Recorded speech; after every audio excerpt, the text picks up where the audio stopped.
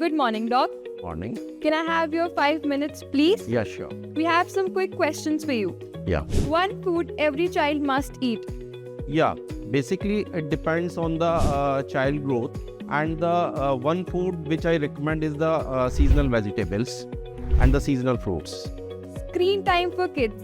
How much of it is okay? Not more than 30 minutes in a day. A child not eating properly. Should parents panic?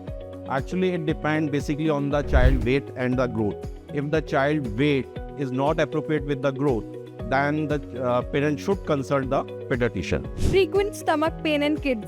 What could be the common reason? Actually, the most common in the early childhood is the bloating or the abdominal gas in the general language, or the infections. One mistake parents make during fever. Actually, it's the self-medication or consult online consultation is the basic cause of main problem with the parents. Is it safe to give medicines suggested on the internet?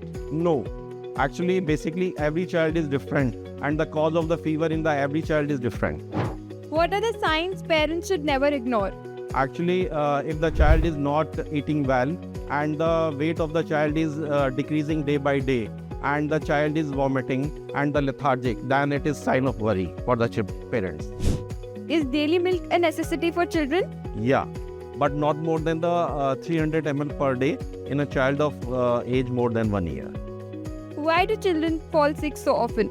Actually, basically depend upon the nutrition factor, age of weight of the child and the parenting.